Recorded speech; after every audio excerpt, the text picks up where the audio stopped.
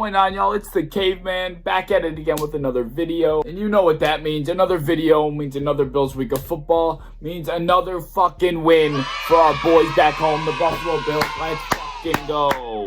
We did it. We defied every single physics law known to man this weekend. We defied everyone's thoughts, everyone's predictions.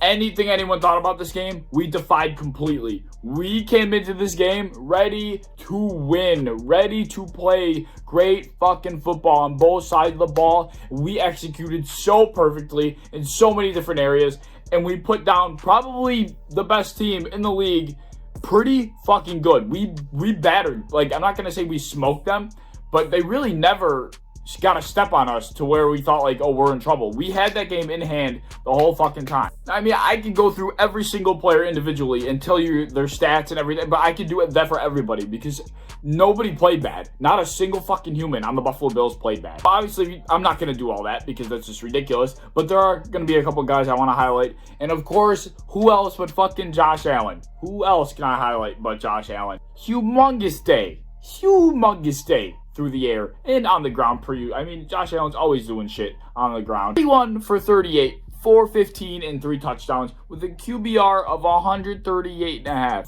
4 touchdowns on the day with a rushing touchdown thrown in there as well. Oh my, 415 yards? Josh Allen came to this fucking game Sunday. He came to Bills Stadium with an RPG attached to his arm, and he was fucking ready to go. He had that thing loaded, and he had ammo. He had a lot of ammo ready to fire, and he just never stopped. And that was fantastic. I was so happy we never let up. Throughout the entire game, we just did not let up. We never gave them a chance to come back. Because you know how these fucking Seahawks are, these pesky Seahawks. They never go down without a fight. It doesn't matter if they're down 30 points with 10 minutes left in the fourth quarter. They will always make it a game, and they will always do their best to not go down without a fight. And they tried. Don't get me wrong, they definitely tried. But we just kept our foot on their throats, and they couldn't do shit. Now, it's easy to say, oh, Seattle's defense is really pussy bad. It's not very good. Fuck off, all right? Yeah, I get it. They have, like, the 30th ranked pass defense in the fucking league. I get it. Their defense fucking is dick. But Josh Allen did exactly what he should be doing against a defense like that. So why are you surprised? Like, you don't discredit him when he does well against the defense is bad, because a lot of people out there, you know, for damn sure, if he would have done bad or if we would have lost this game, people would have been like, oh, it was the worst pass defense in the league and Josh Allen barely did anything. Yeah, so you know what? He did do something and he fucking blew them up, so give him that credit. I just know for a fact Josh Allen just will not get the credit he deserves. But as Bills fans, as Josh Allen should know, that's just how it is. He's not yet to be the big face of the league, big bling bling of the league. He's not Mahomes. He's not Wilson. He's not going to get the credit he deserves, no matter what he fucking does. But we're used to that. He's used to that, and that's okay. We still did our fucking job. Now, how about our fucking boy, AJ Klein? AJ Klein has been the punching bag of this defense this year. He has been crucified by Bills fans. Like, nobody has said a single good thing about AJ Klein all year except for Sean McDermott. Nobody has said a single good thing about this guy. And rightfully so. He's been horrible. He's been very, very not good. Like, don't get me wrong, he's been fucking horrible. This motherfucker said, I'm putting on my cowboy hat and I am going to the Wild West this week. He fucking came out firing out of the fucking level that game. Like, he was in that front seven and he was ready to go. He was revved up. He had his fucking cord pulled. He was greased up and he was flying in there and he was causing so much disruption for that Seahawks offense. It was absolutely unreal. AJ Klein, holy shit, dude. Like, this was a revenge game. Like, AJ Klein came to this game with something to prove, man. He had that look in his eye before the game. Like, he had that eye of the tiger. AJ Klein, 5 tackles, 2 tackles for loss, 2 sacks, 4 QB hits, a forced fumble, and a fumble recovery. I mean, that's a stat line you see from Bobby Wagner on one of his best days. That was out, like, AJ Klein. And it was against one of the best offense in the NFL. AJ Klein decided to show out against the best offense in the NFL. There was not a better time for him to do what he just did. Did I mention he also had a pass deflection too, or a pass defend as well? Oh, he hasn't had a QB hit all season. He's had 0 QB hits. He had 4 this game. 4 against Russell fucking Wilson.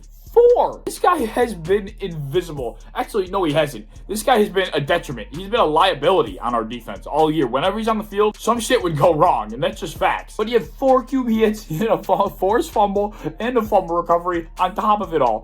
What more could you ask from a guy that has been getting crucified all year? Like, that is literally top of the league linebacker stats against a top offense in the entire league. That unbelievable. I have nothing to say, but absolutely fantastic job, AJ Klein.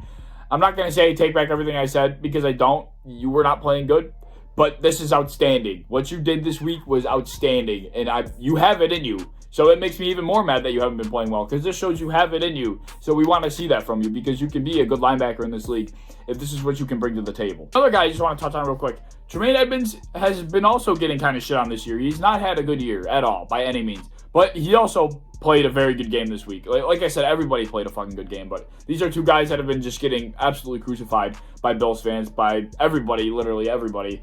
And they both came out and they balled out big time. Edmonds had 11 tackles this week with 2.5 tackle for losses and a sack as well. So two guys that just have been down in the dumps, man. You can't say that these guys haven't been in their own head saying like, oh shit, man, I haven't been playing well. You know, I got to turn it around. You know, these guys are probably being really hard on themselves. I mean, that's how they even got to their position. Like, they're always hard on themselves. They're always working hard. So it's hard for, you know, these kinds of guys to not play well. So they want to go out there and they want to put on a showing. And that's exactly what guys like AJ Klein and Tremaine Edmonds did. They just haven't been playing well, and they came out and played their best game against the best team in the league in our biggest game of the year. Now, we got a fair dose of the protect the all-star face of the league QB kind of treatment against Russell Wilson. There were a couple penalties that we had against Russell Wilson where it's like, are you fucking serious? Like, this is NFL football. This is a violent ass sport, and you're calling this shit. Like, there were a couple of those flags where we're like, come on, man. Like, this is obviously because it's Russell Wilson. He was getting a little bit of a treatment, and that's undeniable. Josh Allen's taking the same kind of shit every other week, but it doesn't matter because it's Russell Wilson. We saw a fair share of that bullshit, but, you know, obviously it didn't even fucking matter because we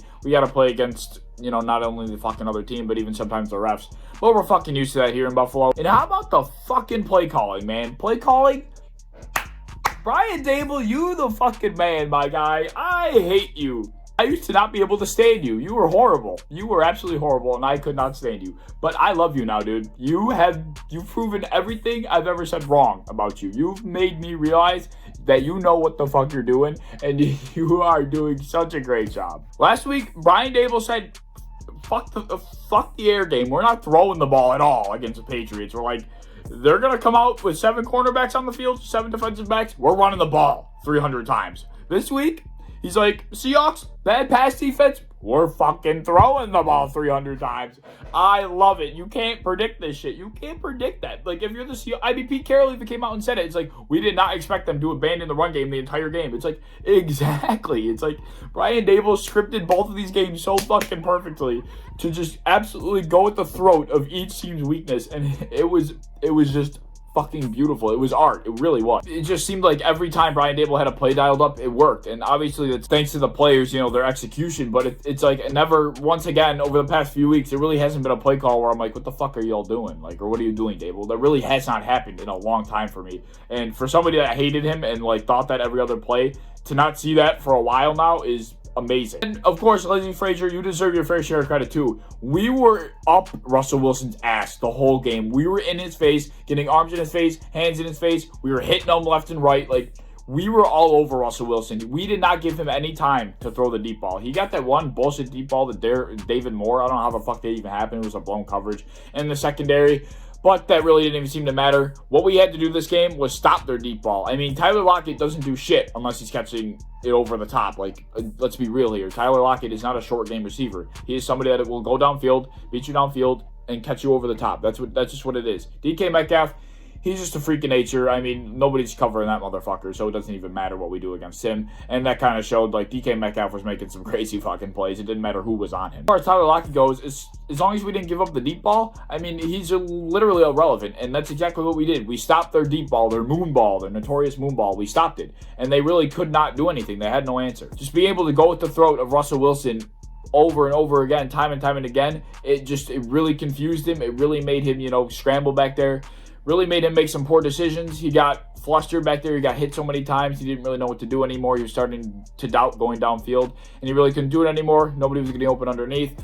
And we saw the result. Obviously, Chris Carson being out was huge. Like, they had a couple runs where it's like, okay, that was a little easy. It's like, for some reason, obviously the Seahawks are not a run-first team, but not having Carson definitely hurt them because DJ Dallas really was not going to put a dent in us, especially the way we were playing. Granted, he had a touchdown, but other than that, he really didn't do very much, and nobody on the run game did. And we shut down their pass game very, very, very, very easily. And, you know, the last thing I want to touch on, after the game, Josh Allen, or Sean McDermott, came out after the game and said Josh Allen actually lost his grandmother on Saturday, I believe it was, or at least a couple days before the game. I think it was Saturday.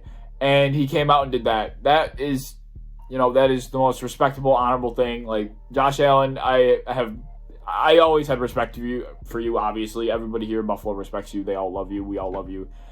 This is just another thing to add to the list. Like, we all love you, Josh. And the donations to Oshai's Children's Hospital in a way of honoring Josh Allen's grandmother, the donations are going through the roof, and that is just another great thing to see about Buffalo.